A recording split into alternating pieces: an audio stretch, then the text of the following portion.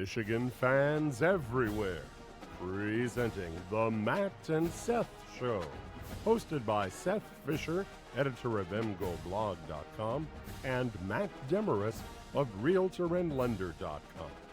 And now, gentlemen, take the mic. I can hear it now. Fans take the field, and out of that eastern tunnel pour 215 well-drilled, well-disciplined Michigan bandsmen. They pour over the eastern sideline, they pour in the big block in, and they play the greatest college fight song ever written.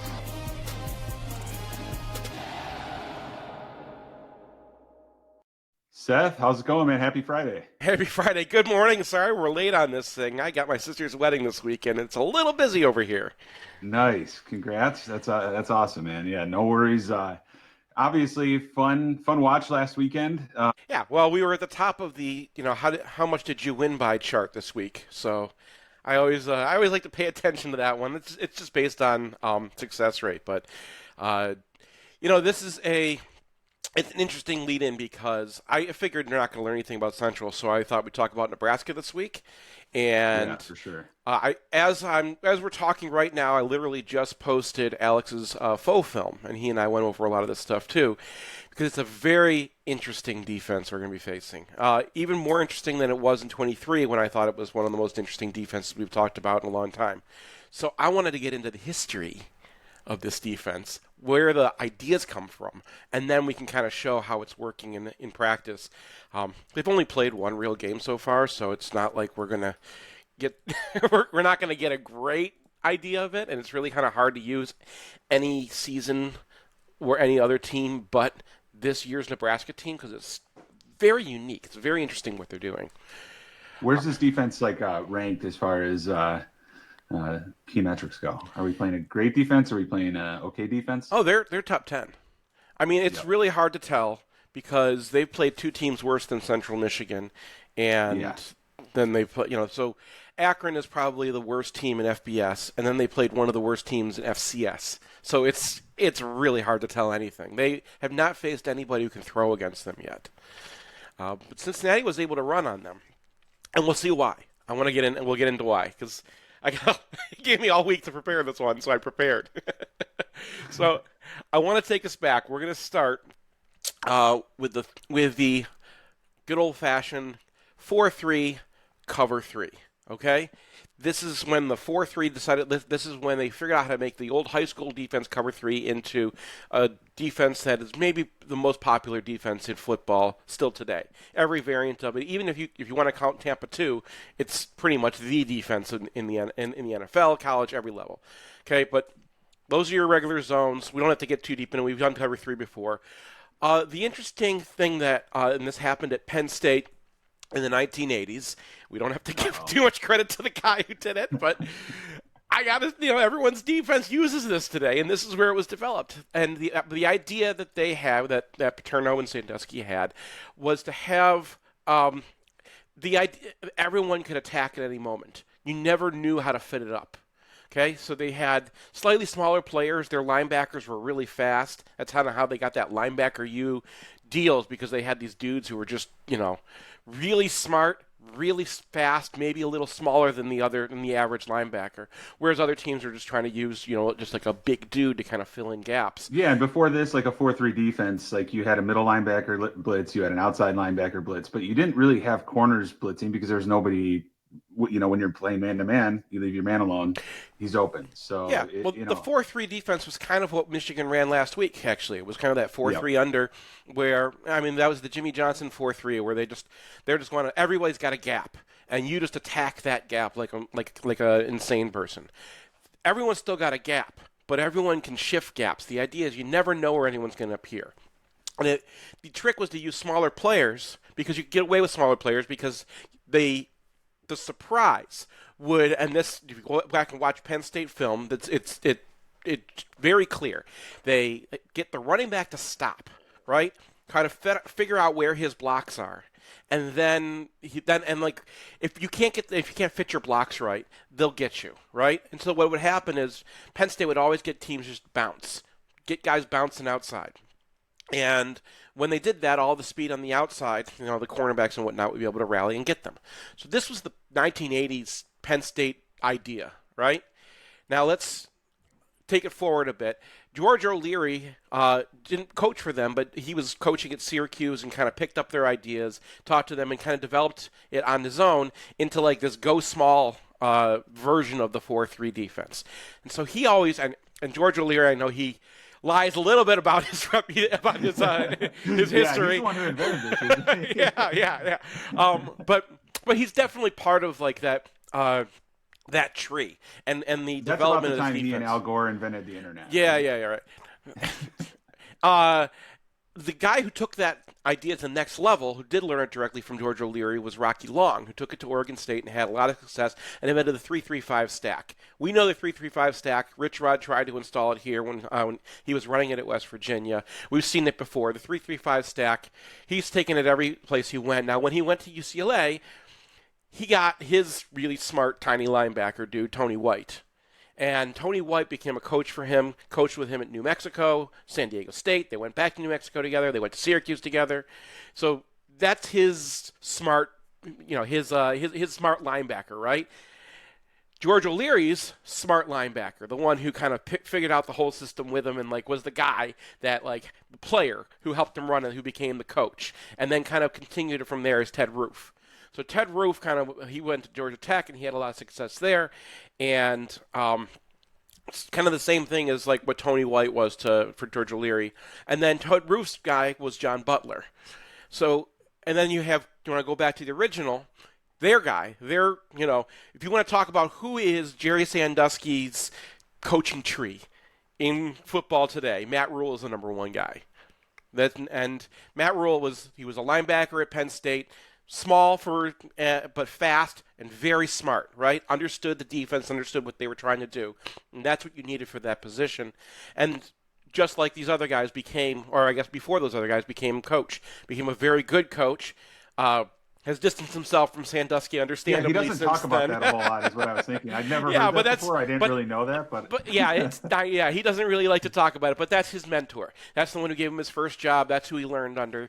And it's not like you learn everything about your mentor, right? Your mentor could be a horrible person, but you learn the things Matt Rule learned the defense from Sandusky and understands it better than anybody because he was like the original linebacker in this defense.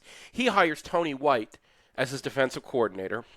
And then Tony White brought in John Butler as he worked for Bill O'Brien. Ted Roof and John Butler were working together at Penn State before.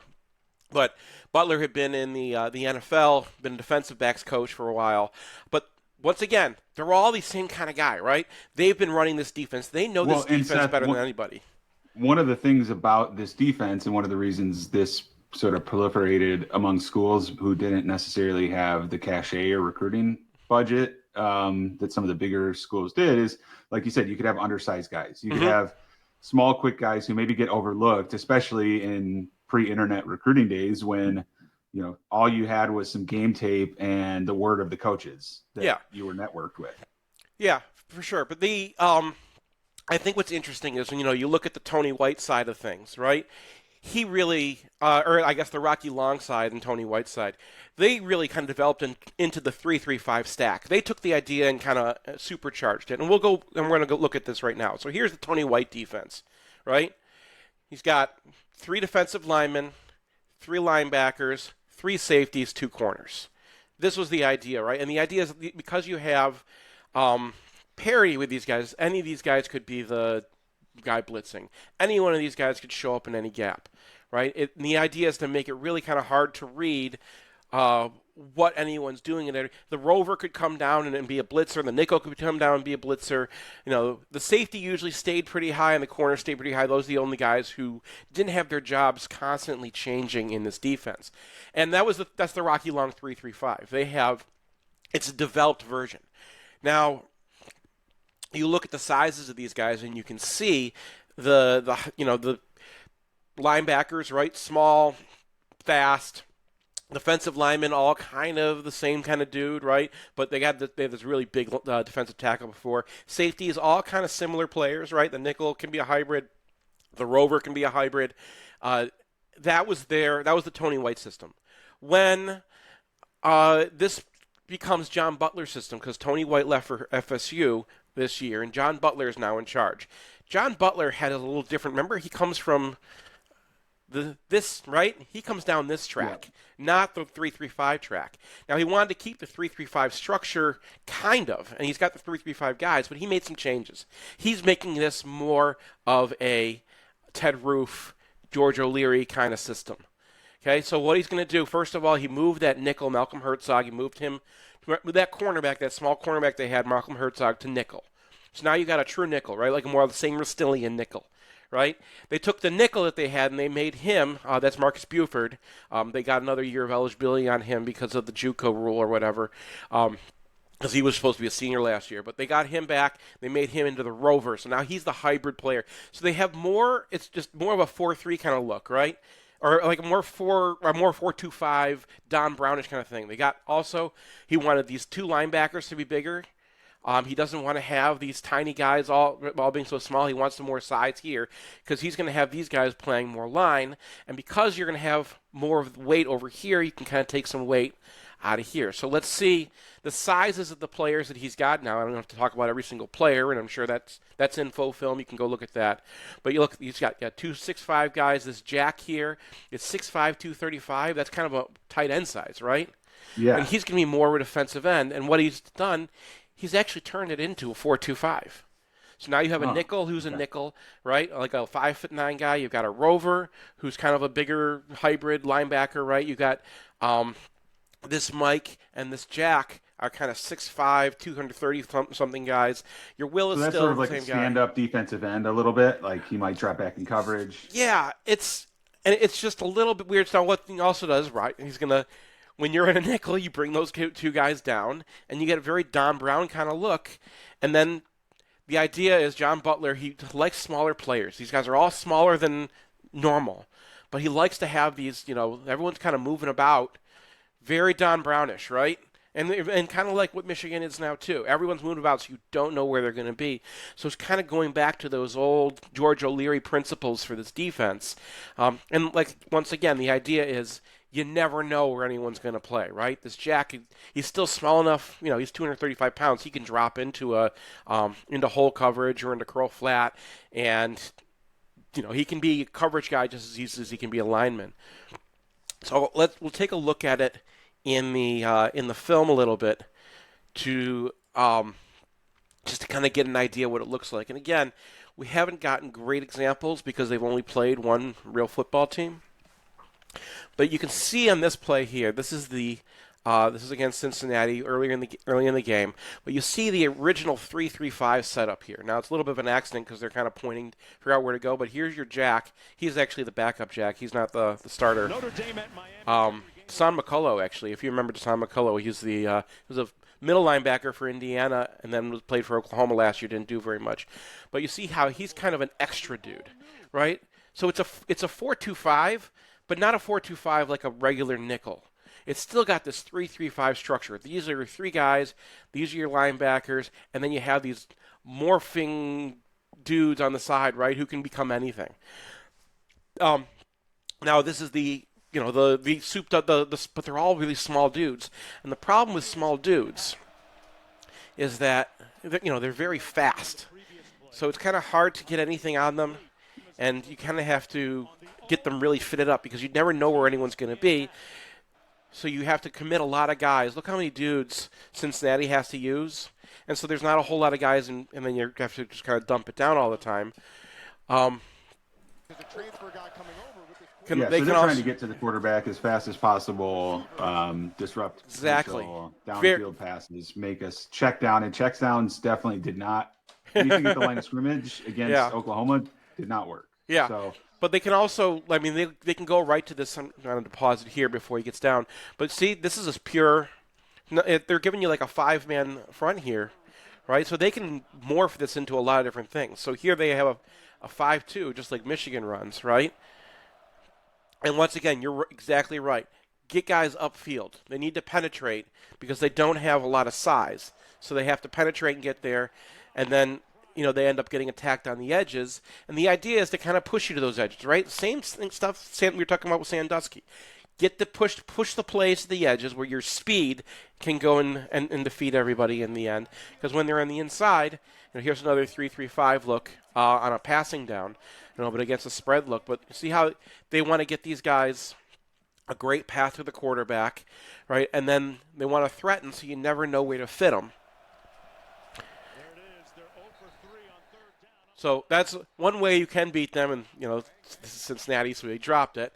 But that was kind of one way you can beat them in the air is just you're going to one-on-one them. They're ending up on the side, and this is what they want to do. They want to do this in the run game too, right? So here you have everybody kind of bunched up. You don't know really who's coming, and then they bring this. They bring the hybrid, okay?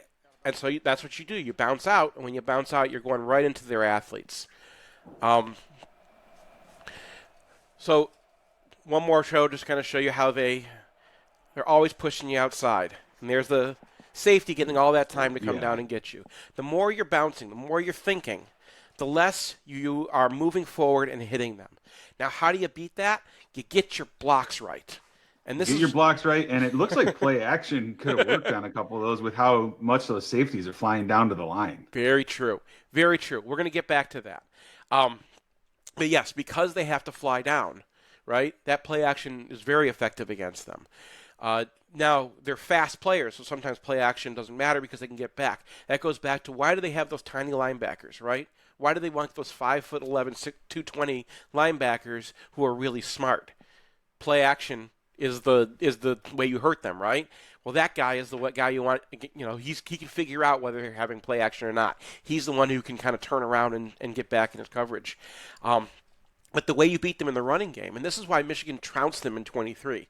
And I know Matt Rule loves to complain, loves to kind of give excuses. He's probably one of the most dishonest people in football. But he is also,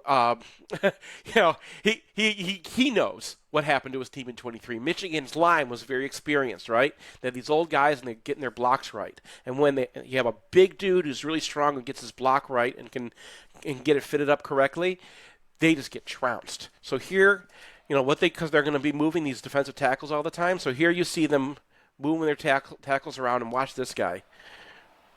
Hand it off in a nice cut. Just get, right? So they just get ejected, and this happens to them all the time. Show you again here. So they're going to stunt their DTs again here. And look at this guy. You see that? Watch this guy again. This is where the run goes, right? He's just trying to get outside. He's just trying to kind of mess so he can dive inside, and he dives outside. And when you get that block right, all that room to run. Yeah. All right. And then you mentioned play action. So this is the other way that Michigan attacked them. And I want to go back briefly, if I can, to our to what we were talking about before.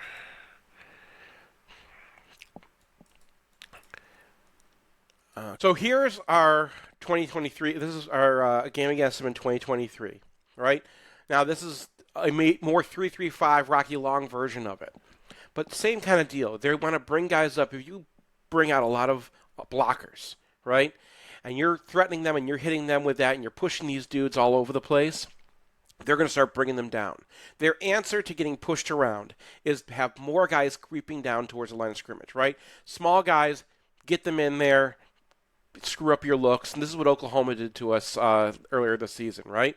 That's a tried and true way to mess with a team that plays like that. The way to get out of that, now you could see, we were talking last week about unbalanced. This is an unbalanced look, right?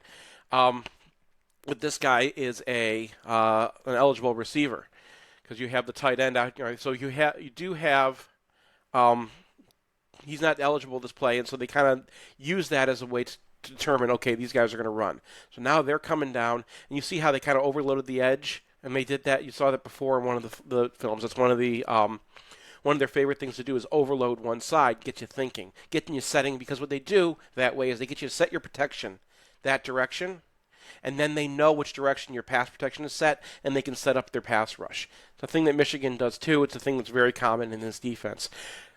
When you want to beat them for this, right, Michigan used a dagger combo. This is a deep passing route. So remember I said that Cincinnati had a lot of guys dropping back into protection to deal with all those looks.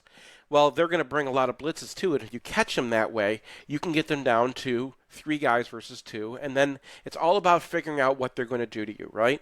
And so this is when Michigan had Roman Wilson. They knew he's fast. They knew that if there's someone who's going to be covering the top, because they're going to want to be in a cover 3, they're going to be bringing guys down on the play action. They're going to be manning up on the outside, and then they're going to have one dude trying to get over, and you know that the guy who's getting over is going to be getting help on this poor nickel against Roman Wilson. And this is kind of why they went to that smaller nickel, so they could maybe get away with not having to do this every time. Someone who can just kind of keep up with a Roman Wilson type. But if you have that speed better than their nickel, they're going to always have this guy on top, which opens up Cornelius Johnson underneath, and we can go back to our video.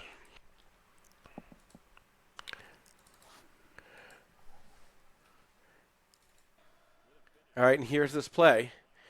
This is from 23 again, but you see them bringing down guys. See how they're creeping down at the run action? And there's their nickel, right? Nickel gets past, turns around. I think we can get the replay here to kind of show you the routes. All right, so Roman Wilson's going deep. That's going to draw that safety. That safety goes deep. All you got to do, and this is the kind of thing that Bryce can do too, is read that safety. There he is, right? He's going to get on top of it, and that means he's going to be one-on-one with Trail. So that's how you beat it in the pass.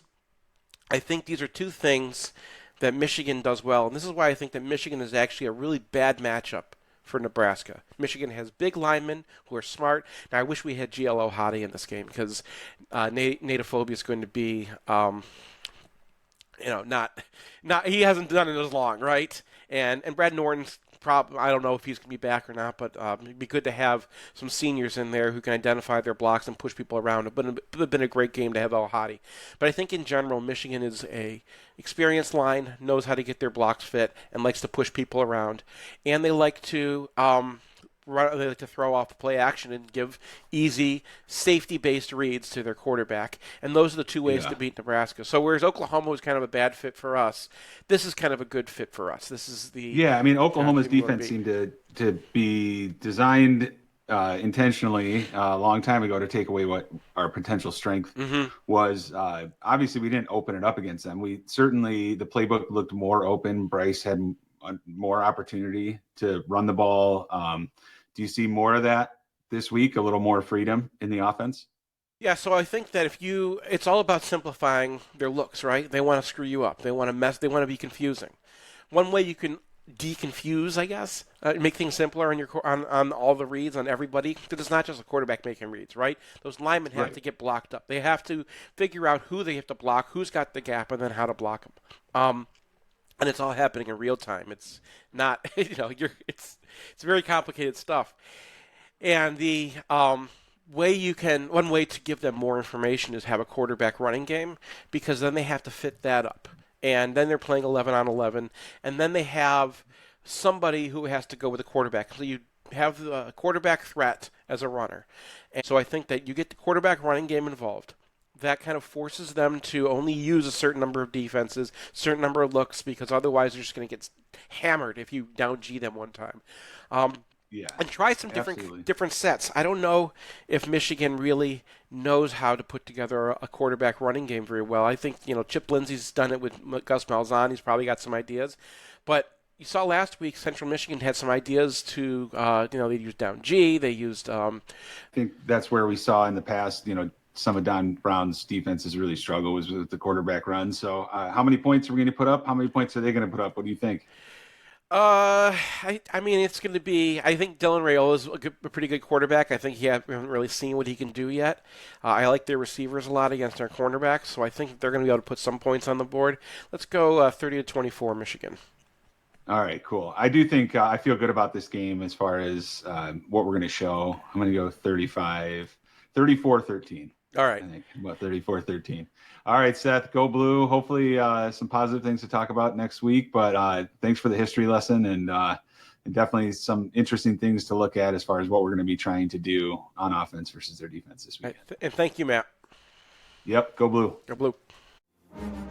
Thanks for tuning in to the Matt and Seth Show, hosted by Seth Fisher, editor of mgoldblog.com, and Matt Demorest, Realtor and Lender. Presented by Realtor and Lender.com. Buy, sell, mortgage. Please don't forget to like and subscribe, and go Blue.